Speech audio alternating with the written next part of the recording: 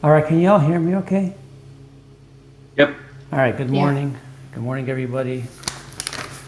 So what I'm going to do today is talk about the lab today, and I'm going to talk a little bit about, well, I'm going to talk about the first assignment, okay? So let me put the syllabus on the screen. By the way, I don't know, for some reason, Mondays, Wednesdays, and Fridays, I have issues with the internet. So the 9:30 lab, my Zoom froze several times. But anyway, if that's happening, please let me know. Okay. Although the video I put on YouTube will be fine. So I apologize for that. I'm going to have to see if it makes a difference if I lecture on campus. Just a second here. So on the syllabus shows the days we're going to meet in person. And I've actually written them on the board. You see them on the board. Okay. On those days that we're in person, I guess the screen's frozen. On the days where we're in person, we're going to meet in room S102, and it says that right on the syllabus. Okay.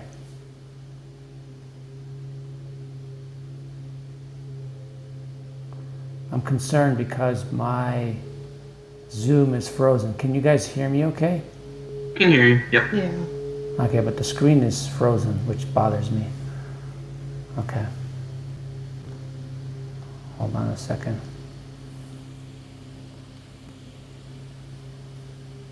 Oops. Okay.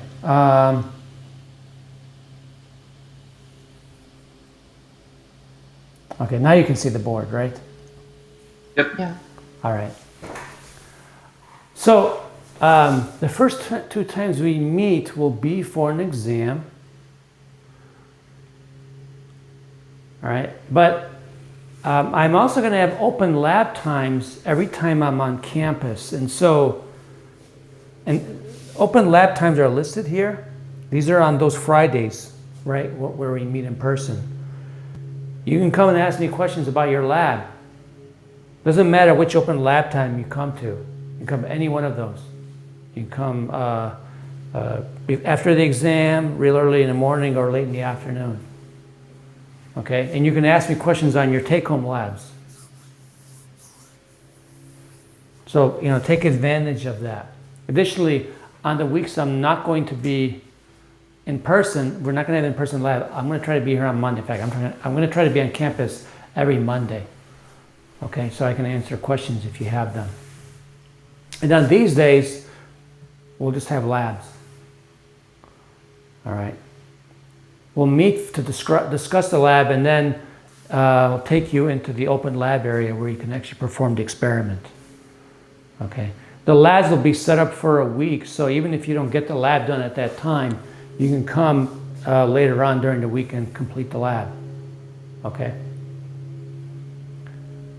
And let me write down the room number we're going to meet in. Are you all familiar with where this is? You familiar with Sewell Hall? Yep. Okay.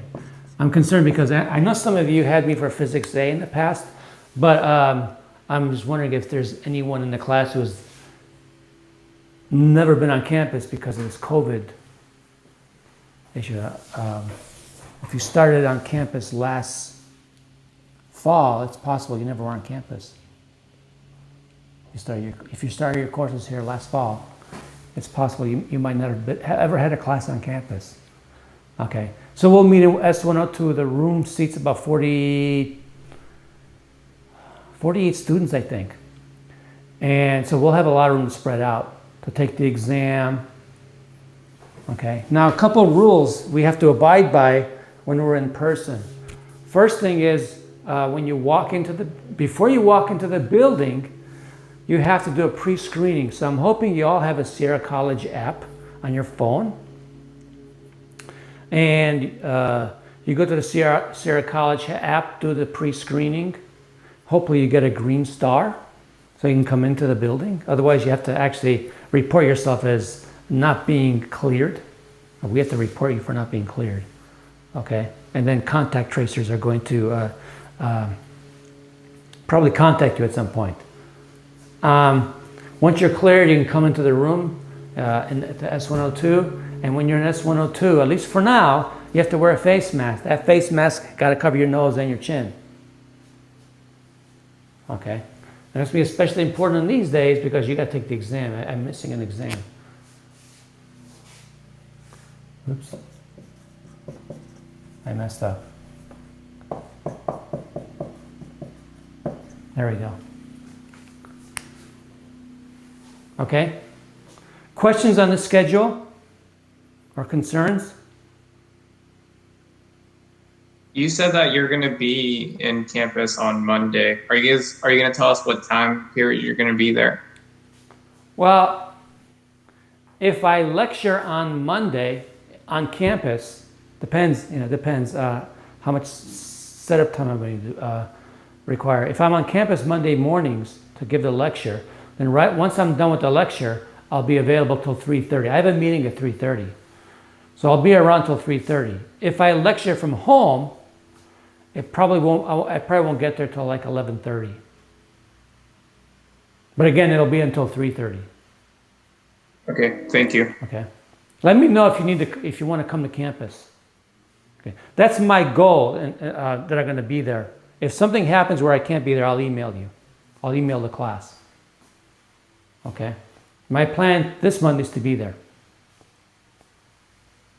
But every time you come into the building, you have to do a pre-screening.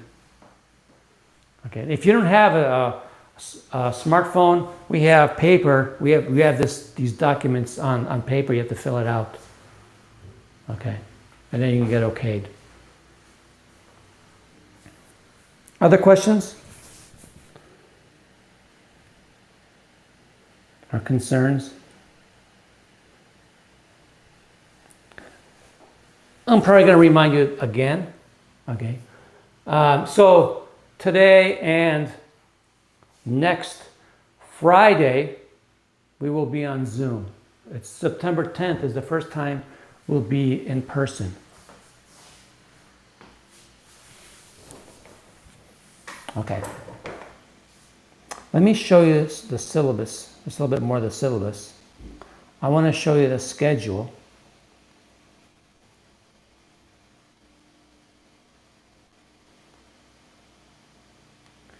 This is our lab schedule on the syllabus. So we're going to do a little bit of a review on Sig Figs today real quick so we can go through the assignment. The assignment is basically designed to review things that you learned last semester except for the stuff on graphing. This assignment, you're going to type it and submit it onto Canvas by next week. So let me switch to Canvas.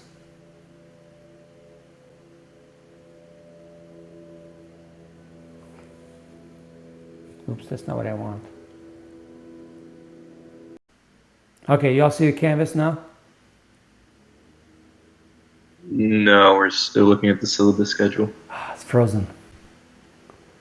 Okay.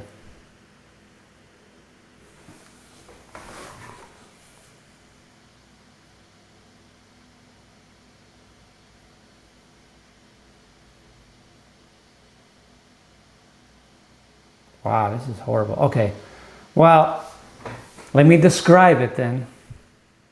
Again, I apologize for how this internet's really is working poorly. So if you go to the first module on Canvas, the last item on the first module will be the lab review worksheet, and you'll just click on it. And then it'll give you the place where you can upload the assignment. maybe since you're on your computers right now, maybe you can go to the assignment and look up the file real quick and just have the file on the screen so you can look at it so you know what it looks like. Since my Zoom is working so poorly right now.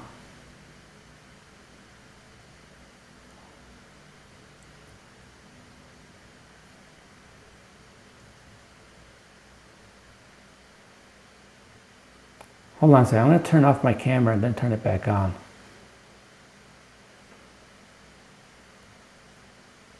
How's that? We can see it now. Okay, that's probably what I should do. So the last item you see there is the lab review worksheet. Okay, and so you'll click on it.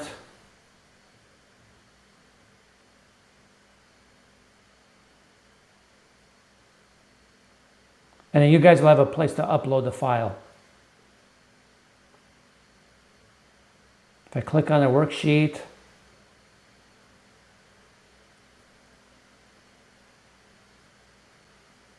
looks like that. You're going to type this up. I mean, you guys had 205 with Shikali. You guys typed everything up last semester, right? Yeah. Okay. So I'm going to expect the same things from you this semester. Pretty much across the board in our department, we pretty much have the same expectations in the lab. So actually, so you'll turn this in next week. I'm going to talk a little bit about some of the basics, so we review. Okay. But let me go back to the syllabus real quick. Okay.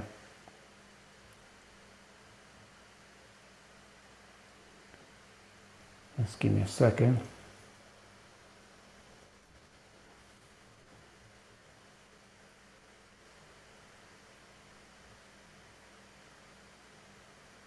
So you're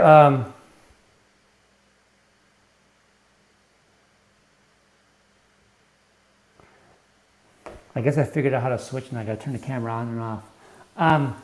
So the syllabus describes all labs. So the second lab, actually the second and third lab, I'm going to discuss next week.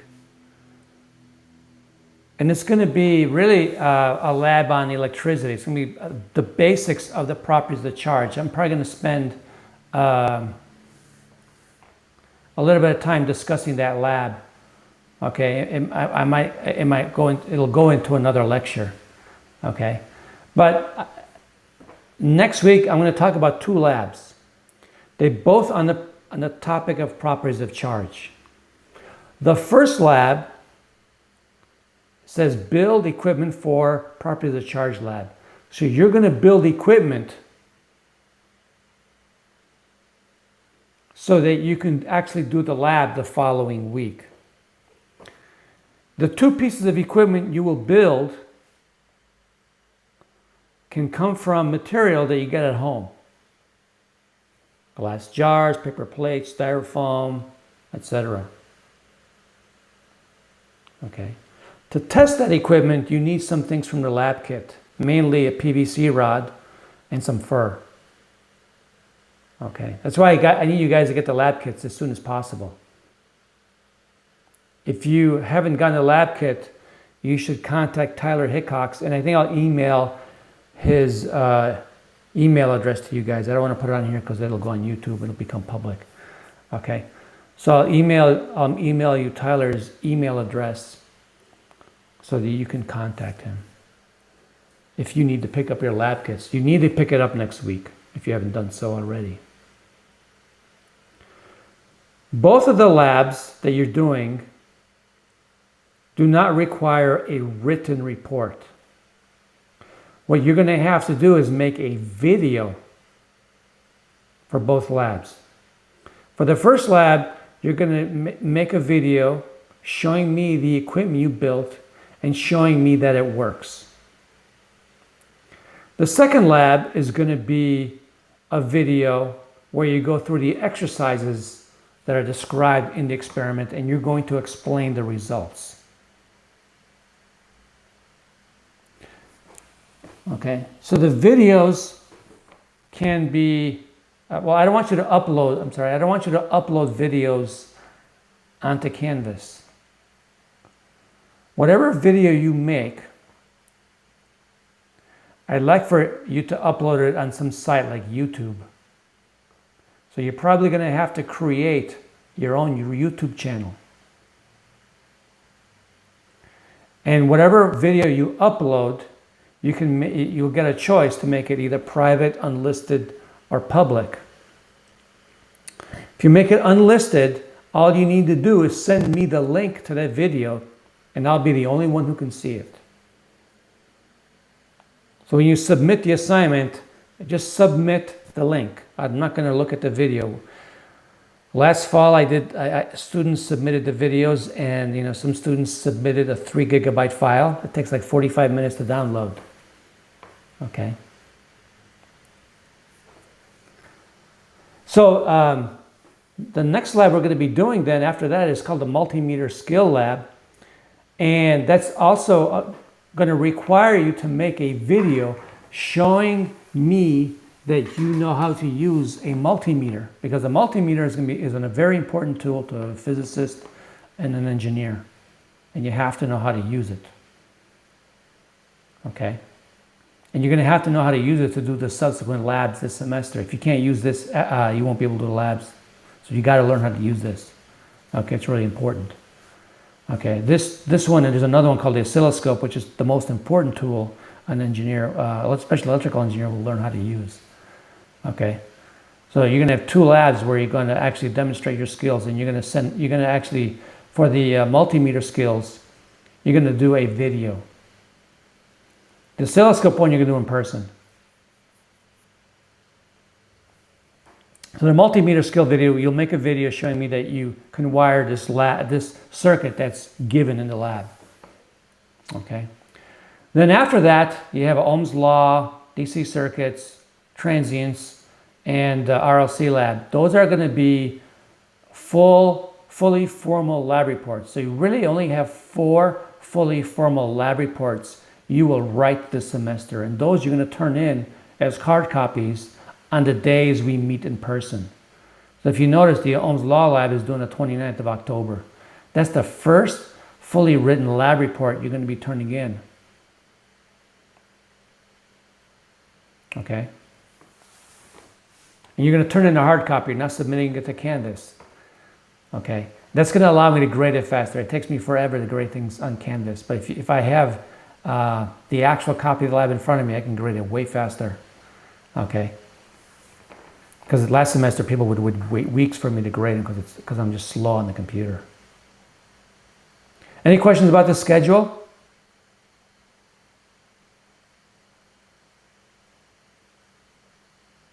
Or concerns about the schedule?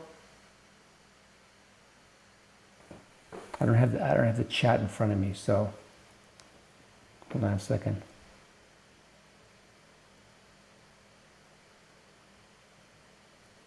Okay, no questions in the chat.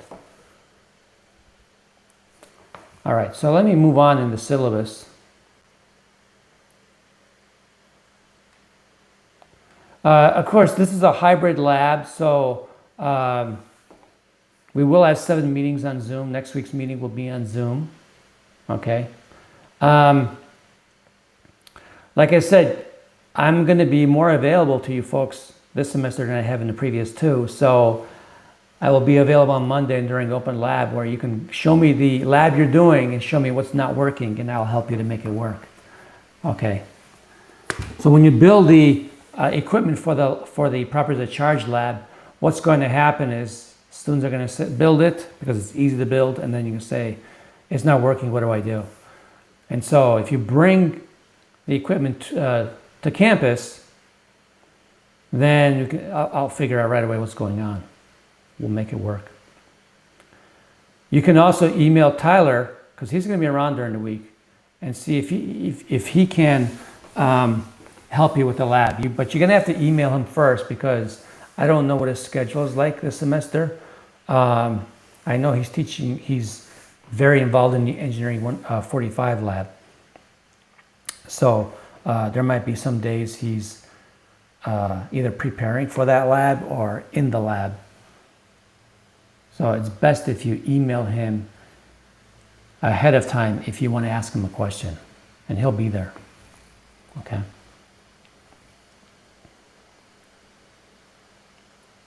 Your lab reports are due at the time it's due. If you turn in a lab report late, you get a 15% deduction per day. It's late until the end of the semester. Okay. If you're asked to submit a hard copy of the lab report, you must turn it in as soon as you walk into the lab meeting. Otherwise, it's considered late. Now, if a lab report is due, if you're supposed to turn in a typed lab report on an exam day, I actually give you time, extra time to turn it in. You can turn it in on the next class meeting, the next Monday. Okay, so on October 29th, one of the lab is due. Of course, I would like you for you to turn it in on the 29th, but it's also an exam date. You're allowed to turn it on the following Monday without any penalty. But still, you have to turn in a hard copy by the Monday after the 29th of October. Does that make sense? And I'll probably repeat this later on.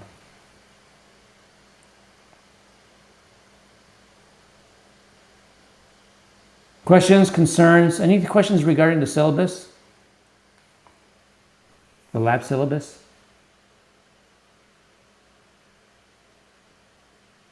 We're all okay?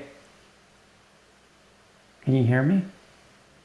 Yep. Okay. Yes. I just want to make sure you can hear me because I get no responses. So, and I'm going to use standard grading 90, 80, 70, 60 for the lab. I don't drop labs, okay?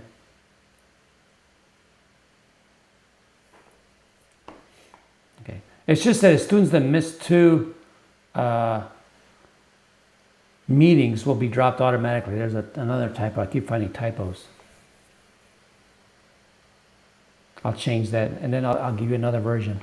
Okay, so if you miss 2 meetings, I'll drop you through the in-person meetings. Because that means you missed 2 exams. It could be you missed 2 exams. Okay, you guys can read the rest of the stuff in the syllabus. Okay, make sure you read through it and understand everything that's in there, okay?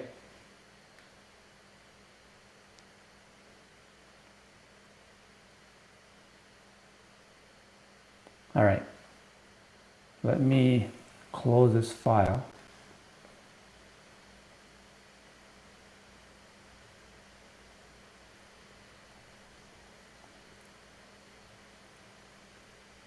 And let me show you the worksheet. Do you all see the worksheet? No, we're still looking at the syllabus. All right. Oh, Okay. there it is. So now I learned something today. I had to just turn the camera off and on.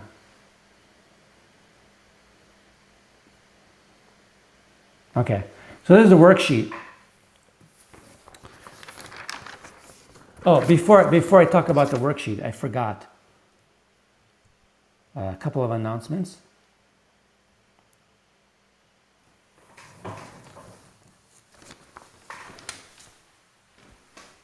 Okay, you guys didn't have questions on the syllabus, so we're going to move on from there. If you look in the module on Canvas for week 1, there's some reading material. Please read it. Some of the material is really from the material from Shaquelle's class. Okay, so I'm using her material. And it's a review for you. So make sure you read through it if you forgot some of that stuff already. How to do Sig Figs, air propagation, all that fun stuff. Lab kits, you need to pick up the lab kits. Okay, there's going to be at some point where if I see people haven't picked up lab kits, I'm going to drop them. Okay. And then again, as a reminder, uploading videos to YouTube, you're going to need to create your own YouTube channel for these videos.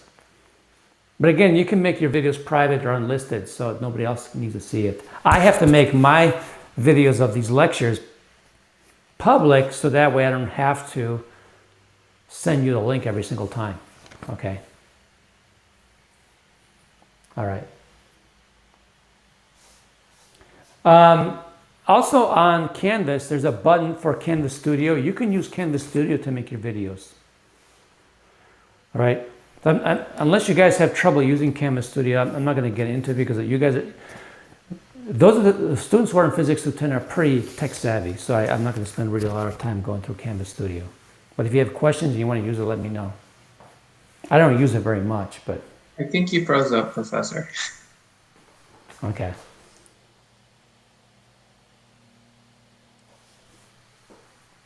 All right. Jeez. Okay, thank you. All right. Are we okay then? Yeah. Okay. So, let me make sure I didn't forget anything else. Lab reports. Or every assignment. Let's talk about real quickly all the assignments this semester. They're either going to be worth 20 points, 30 points. Oh, wait, I forgot one. 25 points.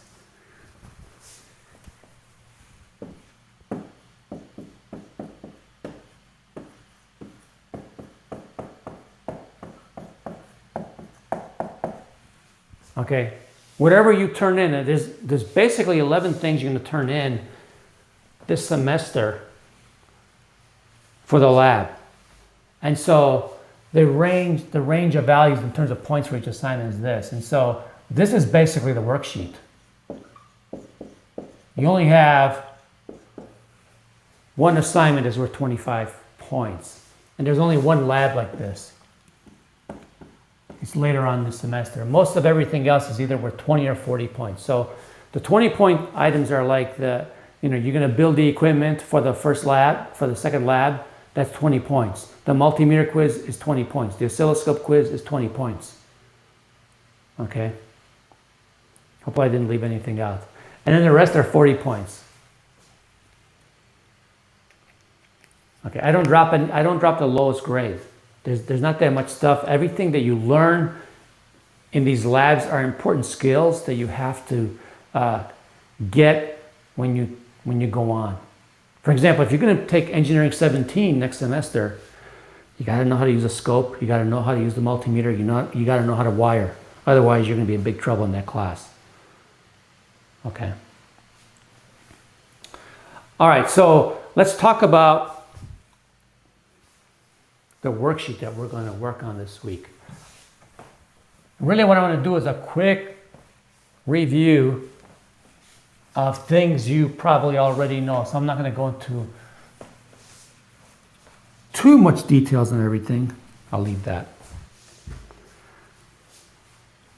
Okay, I'm not going to talk about how you handle zeros or anything. I'm going to talk about the rules for Sig Figs. I'm going to try to justify them. And you've probably heard them already, but I'm going to go through them again. If you had Physics A with me, it's almost the same lecture as in my Physics A class.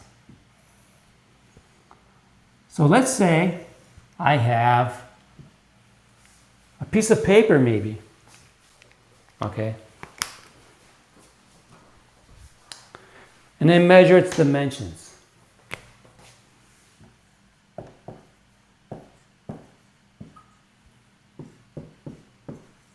I'll put U for units.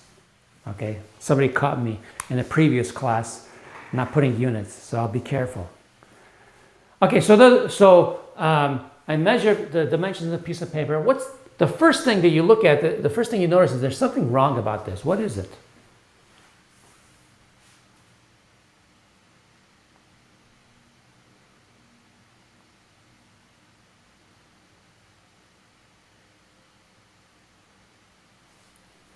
What do you notice that's wrong?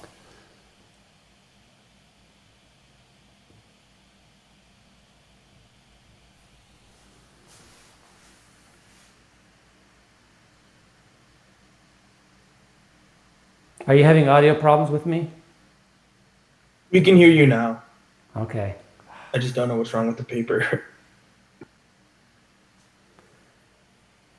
Okay.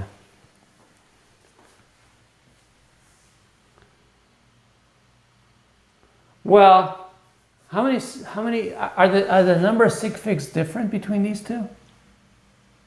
Yeah. Yeah. I mean, is it that they're different? I mean, if That they're measured to different? you want them to be the same, right? I mean, ideally, if you're making a measurement, don't you want to use the same tool to make both measurements? Yeah. Okay. So it is not the best practice to do. Of course, there could be situations where you have to do that. I'll give you an example. Let's say I have the sheet of paper. I can easily measure the length and width of the sheet of paper with either a ruler or a big vernier caliper. Well, what if I have to measure the thickness of this piece of paper? Then what? We want to use a caliper. Well, in fact, I couldn't even use a caliper. Yeah. I'd have to use a micrometer, so I'd have to use a different tool. So there are situations where you're stuck, you actually have to use two different tools. Okay. But if you don't need to do it, then don't. But I made these two different because I want to go over the rules for sig figs. Okay. Because when I write this, people will question me. Your camera froze again. Okay. Sorry.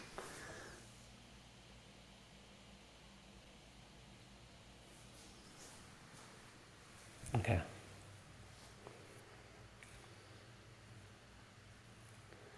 So what I want to do is I want to calculate the area of that object.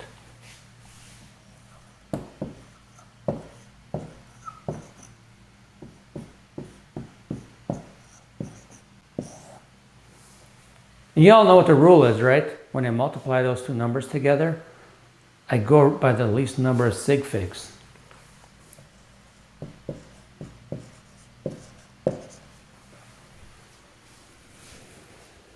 And the question is why? Why do I have that rule that says I go by the least number of significant figures?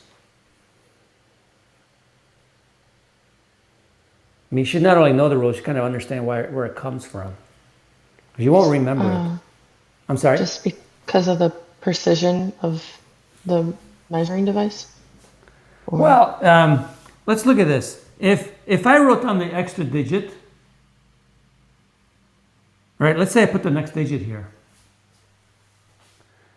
It would say that I trust what I calculated more than what I measured. Does that make sense? Yeah. I mean, you should trust what you measured more than what you calculated, right? Or at least should be on the same level. But if you put the next digit here, you're saying you trust what you measured more than what you, I'm sorry. If you put the next digit here, you're saying you trust what you calculated more than what you physically measured. Of course, there are exceptions to this rule, but in general, you want to trust what you measured more than what you calculated. And so that's why we go by the least number of sig figs. So if you multiply or divide, you go by the least number of sig figs.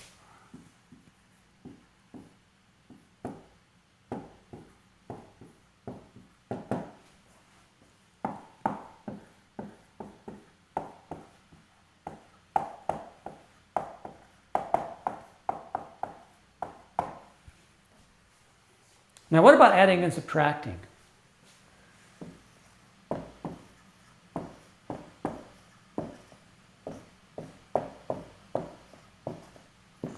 Now, let's see.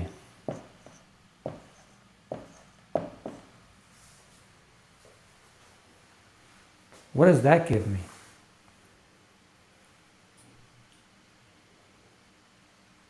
Is that okay like that? Or do I have a problem? No, it should be 1.22. I should write down 1.22. Why are you saying that? It should have the least amount of decimal places as the smallest number. It's not a great way to say it. Right, you were going by the least number of decimal places. But why didn't you round this up? Oh, because to the even. number. Yeah, so this number 5 is exactly halfway between 1 and 9. If it's exactly halfway between 1 and 9, how can I justify raising it or lowering it? In fact, if I always round up, because most people are told to round up, then you're skewing your measurements to one side. We are using this to assess our system, our random errors. If we're skewing this in one direction all the time by rounding up, like you're told in in non-science classes, what you're doing is skewing your results, introducing a systematic error when you don't need to. That's why we're rounding to the nearest even. Now, granted, whether we round to the nearest even or odd that's chosen by convention. Some books will say round to the nearest odd. The thing is that you want to round to something, either the nearest even or the nearest odd, so that you keep your error random instead of making it systematic. So you're right, it's keeping it at 1.22. And amongst all 3 faculty in physics, that's what we do. Well, even the part-timers do that too. Okay. Are we okay with that? Yep. Okay. And really, for adding and subtracting,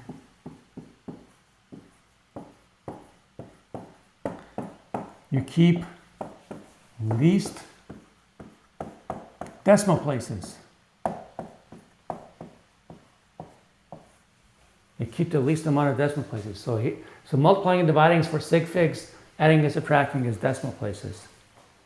Okay, that's the difference between the two. So if we want to add 2 numbers,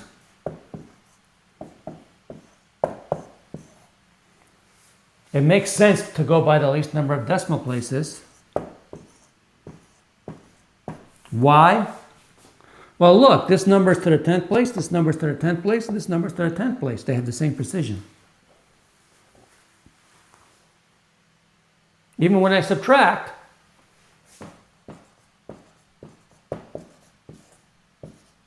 all the values have the same number, the same precision. So I go by the least number of decimal places. The handout in the module goes over this, if you don't remember. So you can actually, when you're adding numbers, you can actually gain 1 or more sig figs. When you subtract, you can lose 1 or more sig figs. Okay? Now, what about calculations that are a bit more complicated than this? Let's try another one. Let's try the following.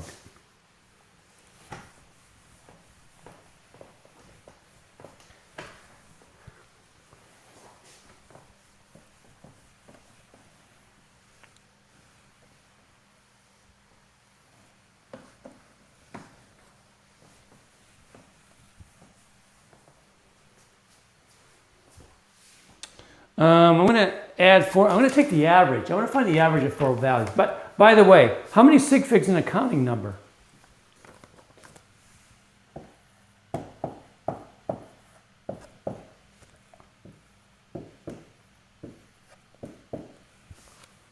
How many sig figs in a counting number?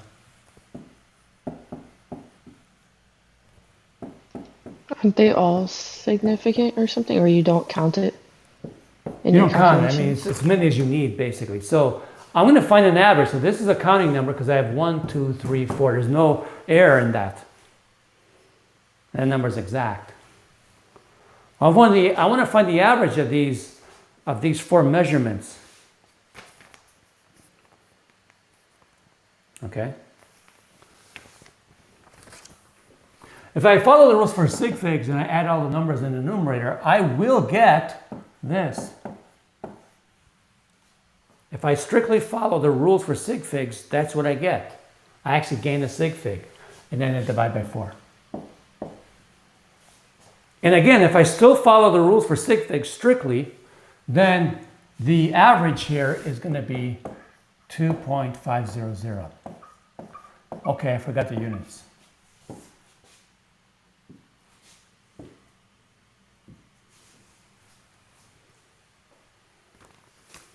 I follow the rules for Sig Figs strictly. Now, what says I should really keep this digit or the one before it? I mean, it's possible that in some classes, like in other fields, okay, your instructor says, well, because you only know this to the 100, these values to the 100th place, you should round this to the 100th place. And some of you have probably heard that. And my question then to that person who says that is that, well, why in the world do you measure the same value over and over again?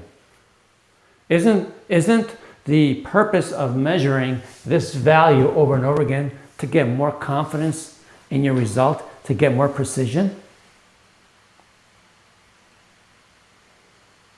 Of course, how do I truly know whether or not I should really keep that extra digit? It could be that that other instructor is right, that I should stop here. Or it could be that I'm right. What would be the best way to really justify whether or not to keep these digits? What would be the best way to justify it?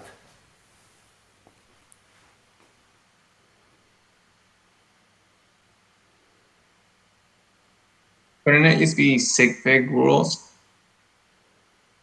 Well, that's what I mean. I am using the Sig Fig rules, right? But what's a better way to justify it? Remember, Sig Fig rules are rules. They're not rigorous. And you find cases where they don't work.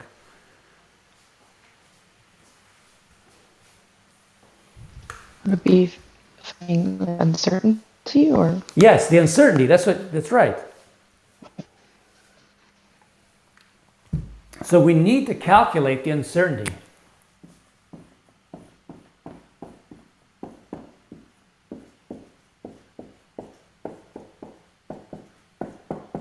Now, I don't know what the value turns out to be. I don't want to go through that calculation right now. But let's pretend the uncertainty is 0.03. That tells me that I know the value to the 100th place, which says then I should write my result in the following way.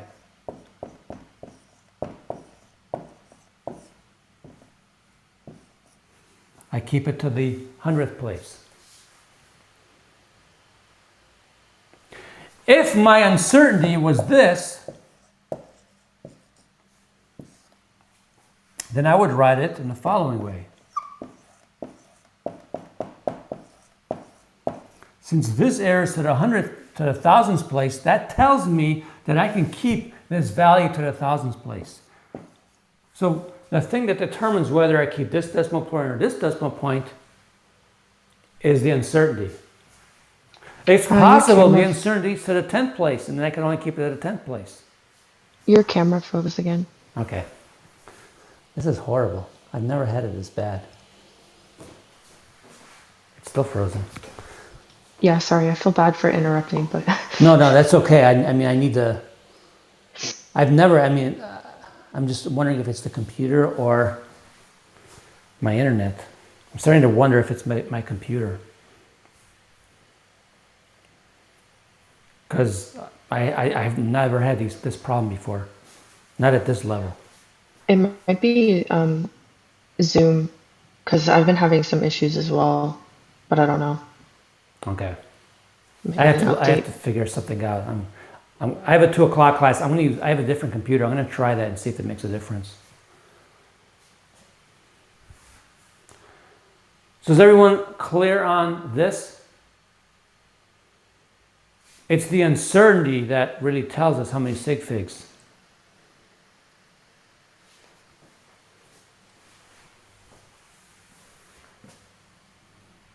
Okay.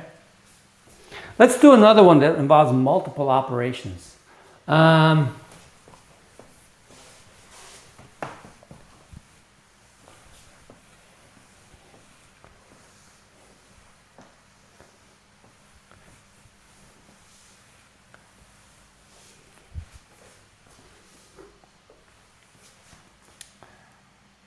Let's try this.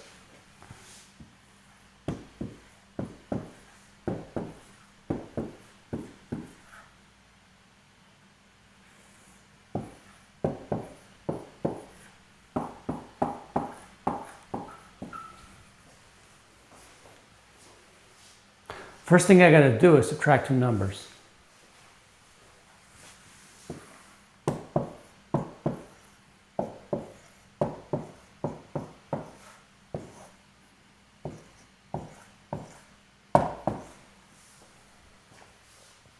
Then let's look at where I have to stop at. I have to stop here. And this number is less than 5, so I throw this out. So the numerator is 0.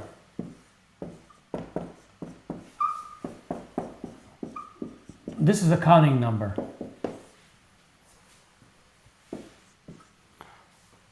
This doesn't really say that the two numbers are exact. It just says that two values agree to two decimal places.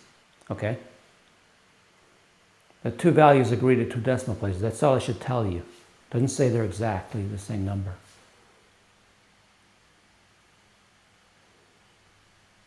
We okay with that? All You're right. frozen again, Professor. Okay.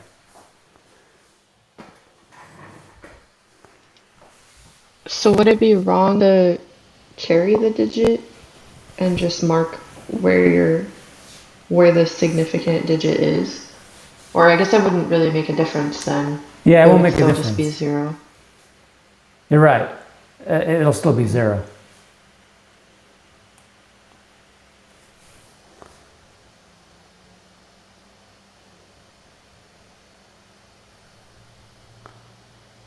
Okay. So the first, part 1 is just Sig Figs and working with scientific notation. And then there's also a section where you got to calculate an average and an uncertainty. So let's talk about uncertainty.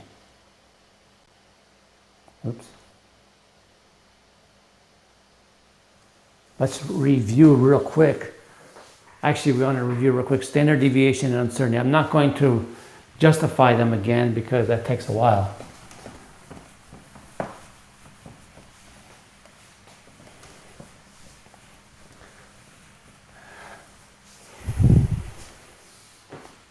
So, what is standard deviation? I noticed I froze for a second.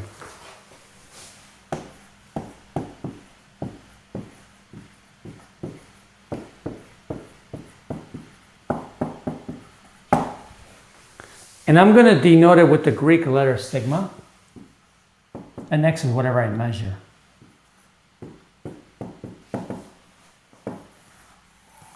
This big square root thing. N is the number of measurements I make.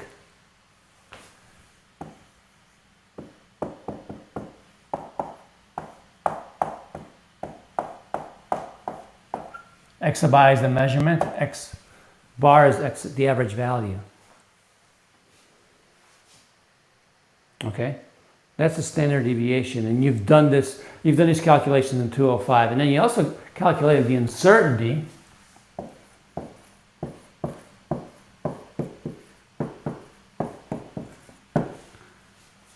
I'm going to denote it delta x, and delta x is basically sigma sub x over the square root of the number of measurements, which then equals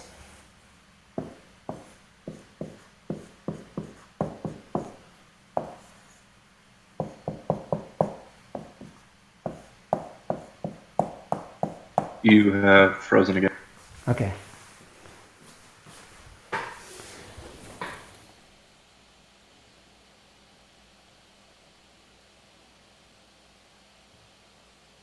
There it is. Okay. And you all have experience doing this calculation either by hand or with Excel. If you had me for Physics A, you've done it both ways. By the time we get to the end of the semester, you'll be doing it in Excel. You'll do it in Excel. Okay. Or you can do it on your calculator if you know how to do it on your calculator. All right, so now let's take it a step further. I Go had ahead. a question about the standard deviation formula. So Yeah. there's also a second formula that's using the average of squares too, right? Yeah, there is a version with the average of squares. I mean, I don't, I'm trying to remember what it looks like. It's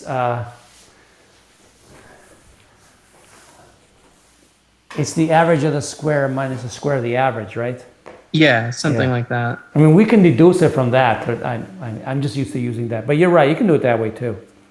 Okay. But you got to Thanks. take two averages though. Yeah. Yeah, if you multiply that out, if you multiply the first equation out, Yeah. you'll come up with it. It's very similar. Yeah. I don't know if you remember. It's very similar to the calculation when you calculate the kinetic energy of an object relative to the kinetic energy of a moving object, let's say a rotating object. The kinetic energy of the center mass plus the kinetic energy about the center mass. Same idea. Yeah. Okay. Other questions?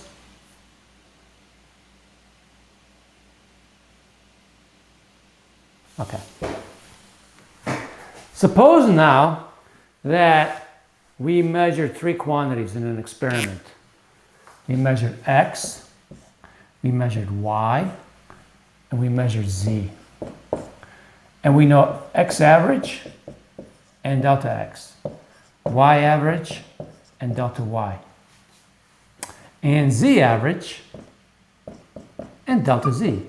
So you know the values along with their uncertainties. And I'm going to use these to calculate something. Maybe this is a length, a width, and a height, and I want to calculate volume.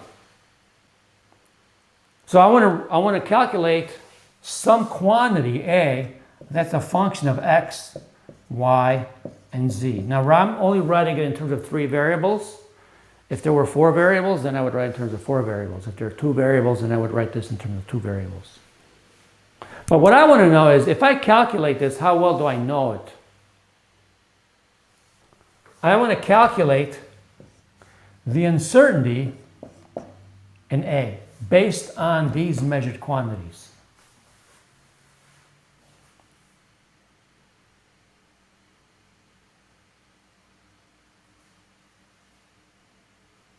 Okay. And what is this called again? It's air propagation. This is what you guys did in 205. So you'll be doing it in this course. The Ohm's Law Lab, you're not going to be doing a lot of air propagation.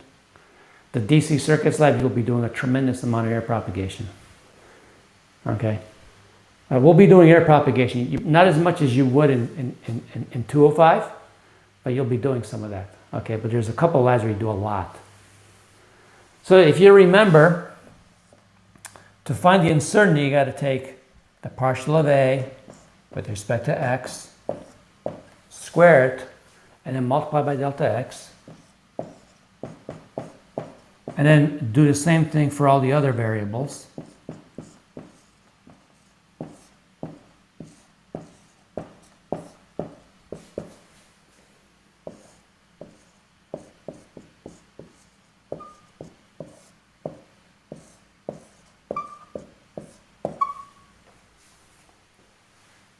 If this depended on four variables, then there would be a fourth term here.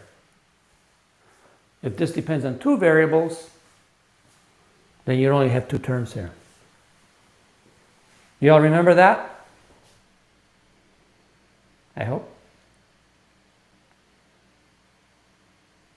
Okay. And then there's also another thing called the relative uncertainty, which is delta A over A, which is this mess divided by what A is. So I'm going to do an example. Okay. So in part 2 of the lab, you're going to practice calculating uncertainties via error propagation. And some of these are based on the lab that you did last semester. Especially the last one. I think the last one's based on your Archimedes Principle Lab, right? You all did Archimedes Principle Lab last semester, right? Yeah. Okay, so Yes. the last one's based on that. Okay, so you're going to calculate uncertainties and the relative uncertainty. I want to talk about what the significance of the relative uncertainty. Let's look at number 2. Okay?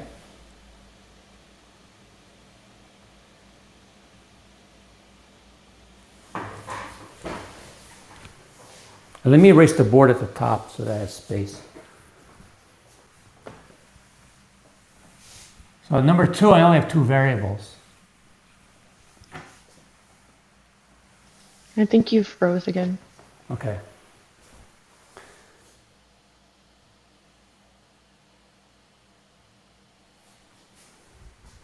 Okay, there I am.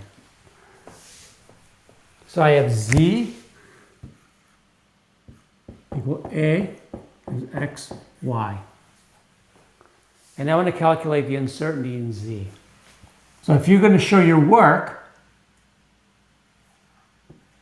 you're going to write this.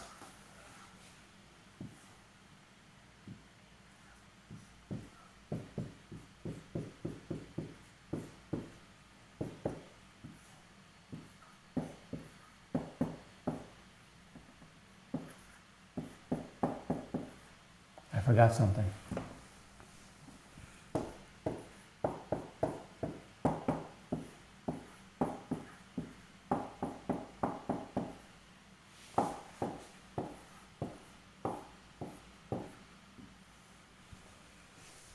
Okay?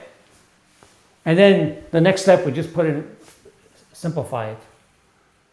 Right, because this is pretty easy.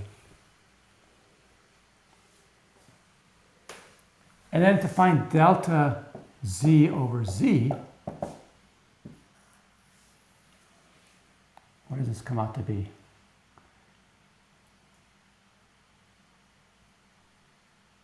If I take the derivative of this with respect to x,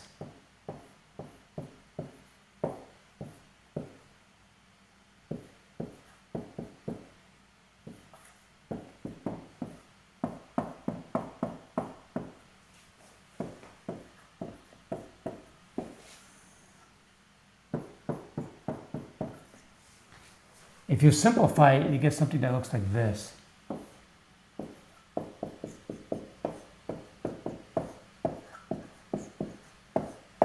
I'm actually giving you the answer. You have to go from here to here though. Okay. Why do I do this? Why do I do this calculation? There's 2 reasons. One that benefits me and then one that benefits you. Okay, when I write this gives me essentially the percent uncertainty of that quantity. Essentially, you got to multiply by 100%, but who cares? Okay. Notice what's under the square root. You have a delta x over x, delta y over y. Whichever term has the biggest ratio tells me which measurement causes the biggest error. So you can tell right away which causes the biggest error by writing it this way. You can see it clearly. Let's say this ends up being 10% and this ends up being 1%. And let's say z was 100.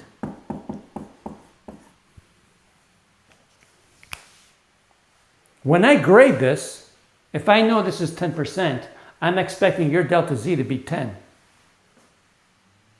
Okay? So when I'm grading it, if I see like a number that's 10% of that value, you did it right. If I see a number that's not 10% of that value, then that's when I look at the details of your calculation. Okay. So I use it for myself when I'm grading, because usually one of these two dominates, and I can tell right away what the error should be. For your case, you can tell which I error think the camera dominates. froze. Okay.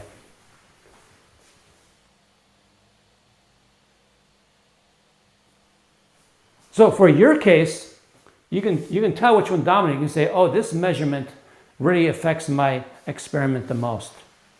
But for me, I can use it to estimate the error without calculating it, and I can compare my estimate to your values. And if I see something weird, that's when I start really looking closely at your calculations. Okay? So that's why it's an important calculation for you to do. So you're going to do both. You're going to do both for part 2.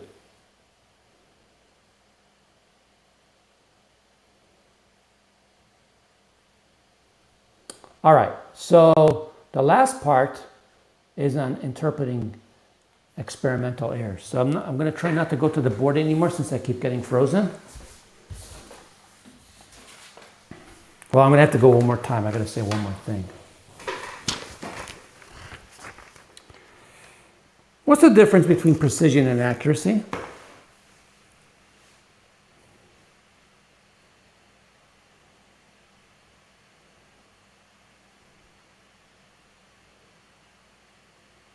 We'll start with that question. What's the difference between precision and accuracy?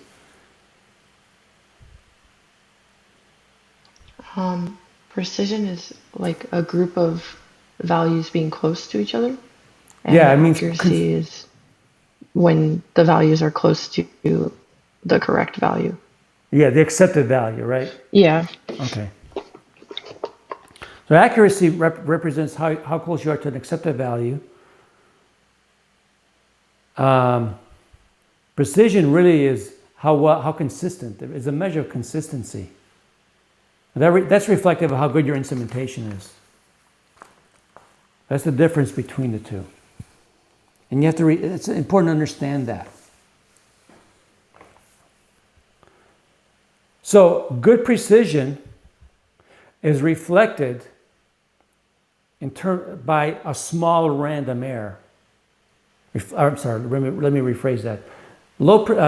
Good precision is reflected by a low uncertainty. Okay. Small random error.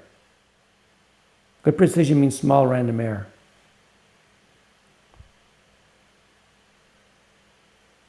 Accuracy represents how close you are to the accepted value. So if your results are not accurate, you probably have you not only have random errors, but you also have systematic errors to deal with. Okay. Accuracy takes into account random and systematic errors. Now, in our course, we're not going to estimate the accuracy of our experiment. We're not going to estimate the systematic errors. We're just not at the point yet where we can do that. All our errors that we're going to be estimating in this class have to do with random errors.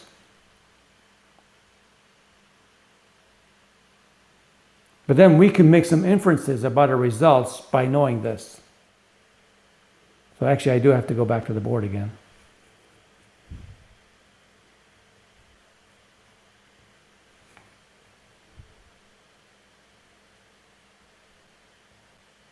Okay, let me go back to the board. Let's say I measure the density of water.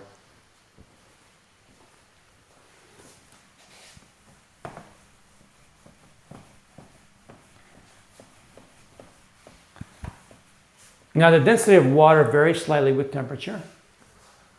Well, let's say that the accepted density,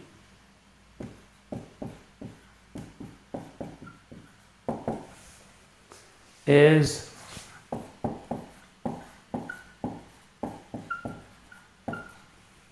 1 gram per cubic centimeter. It's close to that. It's like 0.999, et cetera, okay? But I don't know the exact value, so let's say it's this.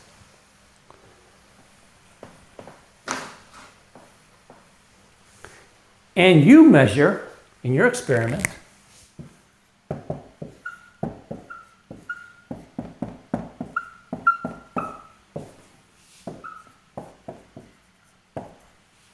and I'm going to plot on a graph the value of 1. Oops. I'll do that.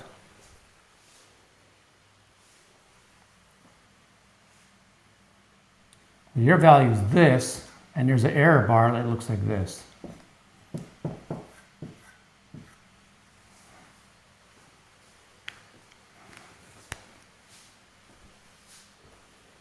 Question, so this is your value.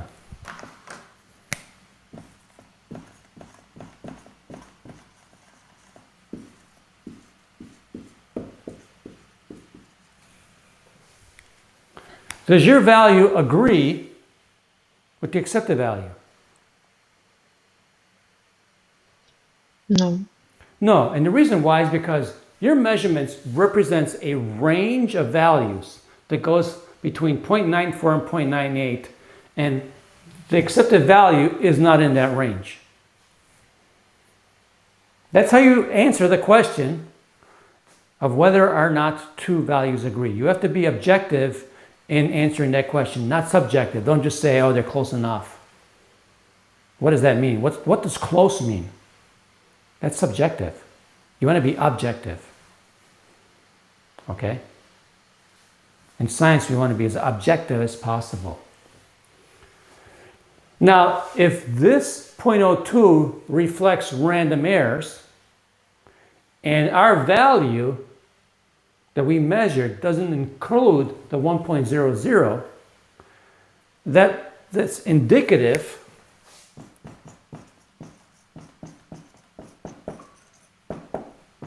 of systematic error.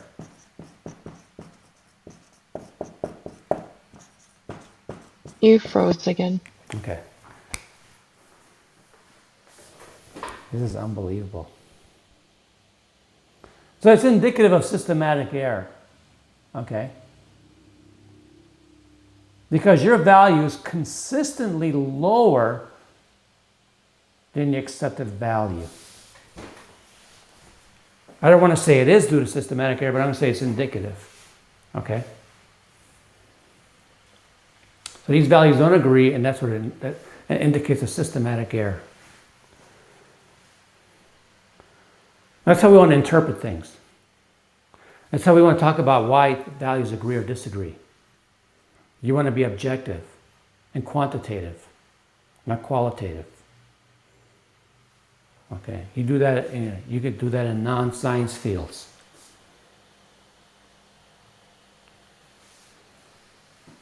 Make sense? Yeah. Yeah. Okay. All right. If I had another question. Okay. So you have several questions based on this discussion in the lab, and these are the kind of things I'm going to be asked of you many times during the semester. So I want to say one last thing, and then I'll stop. Okay. With all these problems we've had with the video, let me just say one more thing. On Canvas, I have an announcement. There's announcements, and one of them has to do with essentially my pet peeves for lab reports. Okay. So you should read through it. If I get a chance and the video cooperates, I'll show them to you. But I want to show something first. When you report a value along with its uncertainty, you should write it like this.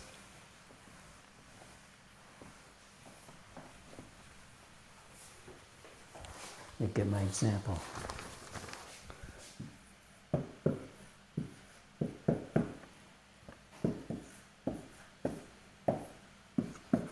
Notice I put parentheses around it, and then I put the units outside it because there's a unit associated with both quantities. Some people for some reason do this.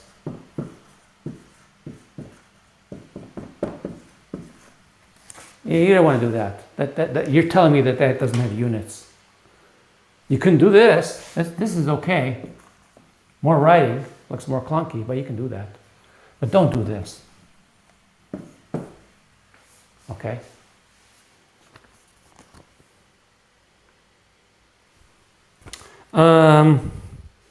This is nice too.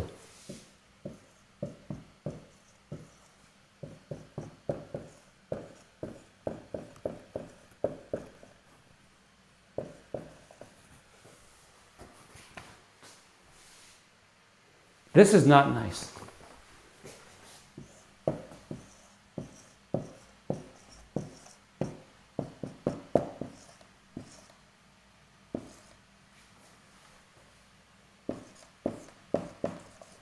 Why is this not nice?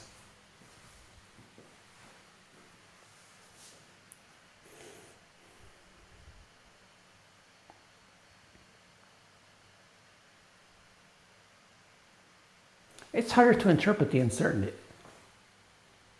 right? It's harder to see what the uncertainty is. If you have digits everywhere, it's going to be hard to understand what the uncertainty is, what the error is. This tells you right away. Here's another thing that's not nice that people do. It makes it hard.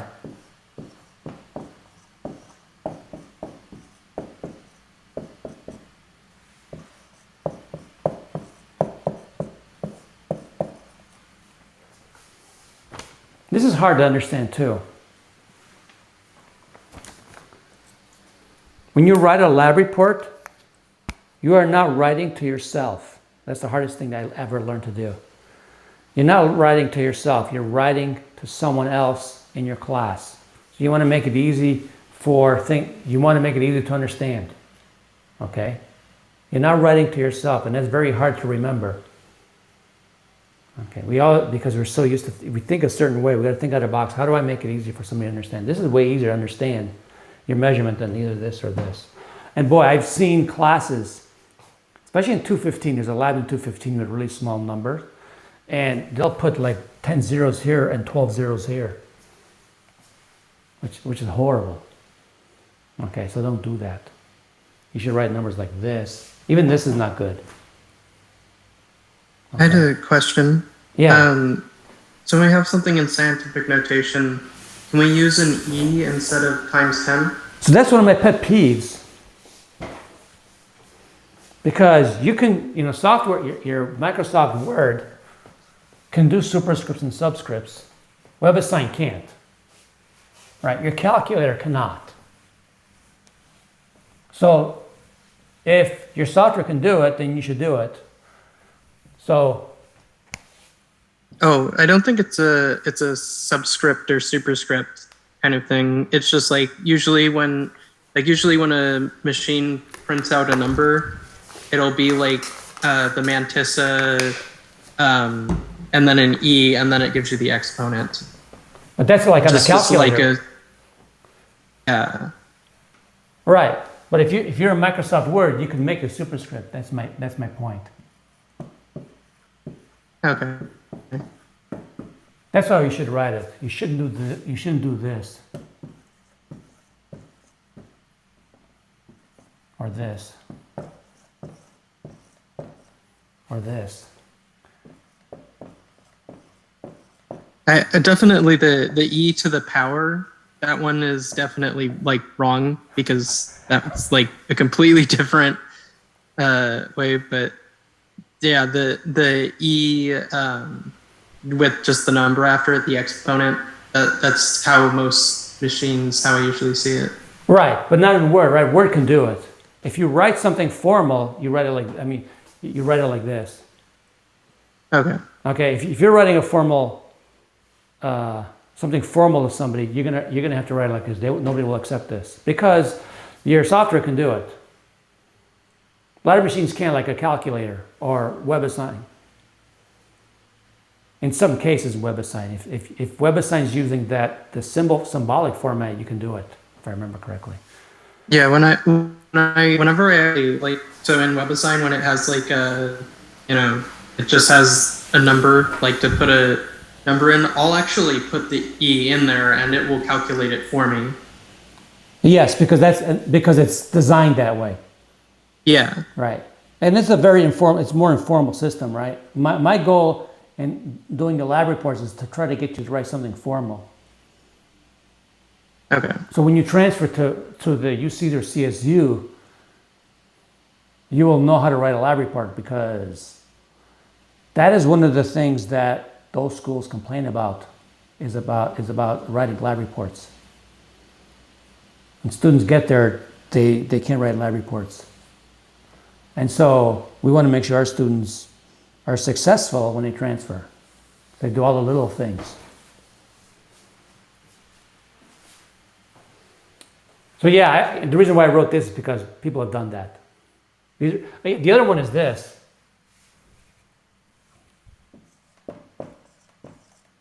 You're frozen again. Okay. Yeah.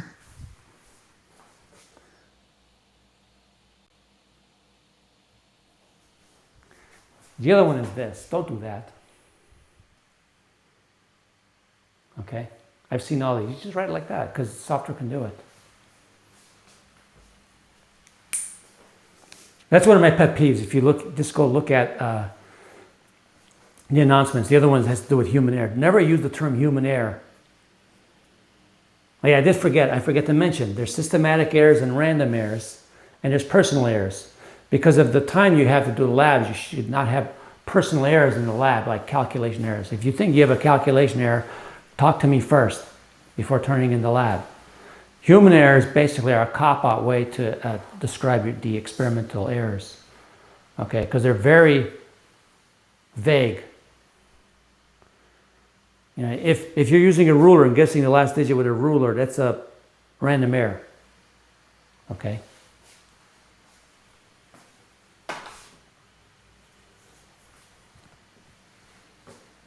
Questions? Or at the I end have a of the... question about like Sig Figs again. Go ahead. What are the rules for square roots? Because I always forget. Is it just the same rules for multiplication? Yeah, because it's a number multiplied by itself, right? Mm-hmm. So if you do 25 squared, it's the same as 25 times 25. So two sig figs, two sig figs, then your final answer is 2 sig figs. And if you go the other way, I think this is 620, this is like 625, but then you have to write it to 2 sig figs.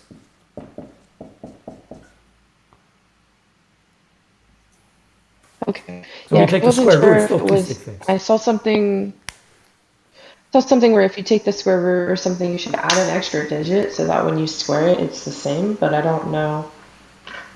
That was something I looked at last semester.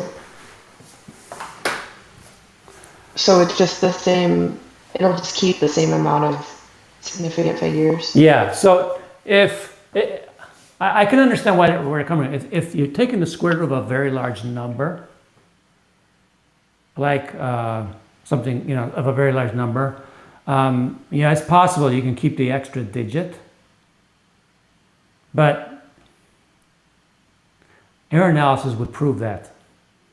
Calculating the uncertainty will prove that whether or not you can keep the extra digits, right? And this is the thing with the rules for sig. I'm trying to have you apply the rules strictly and not trying to find all kind of exceptions to the rule. Okay. Okay. Yeah, there's an interesting one I used to give.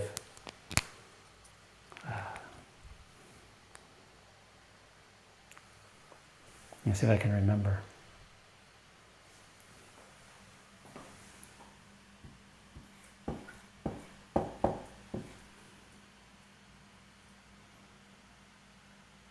No, I can't remember it now. It's a trig function. The rules don't work for trig functions, but for this particular one, it did work. I can't remember what it was, but there's one where the sig figs rules don't work for trig functions, but there's some certain ones with inverse trig functions. They work. I think it was this.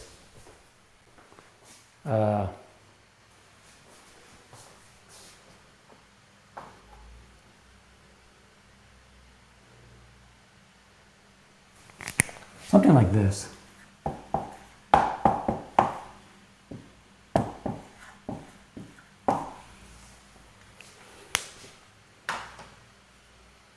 or maybe I'll make it easier.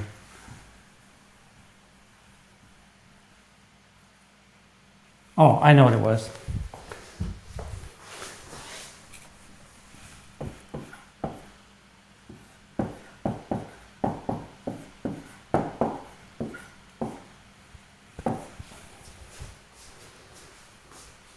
You use the rules for Sig Figs to calculate that. Because it's the same angle, the cosine of the same angle is going to be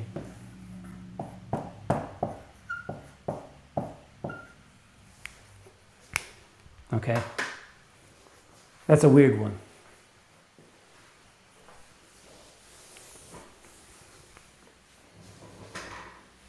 Any other questions? If it's like a cubic or like some higher root, does the rules also follow? Yeah, I would apply the same rules. I'm sure you can justify using extra digits. But I'm going to follow the same rules. And you know, if you start adding digits, it's going to only work for certain values of numbers. You know what I mean? Like for very large numbers or very small numbers. Yeah.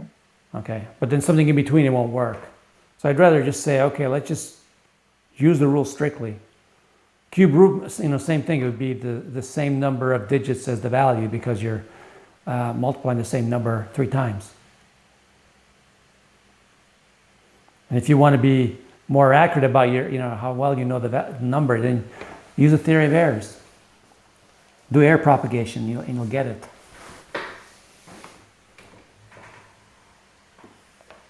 Other questions?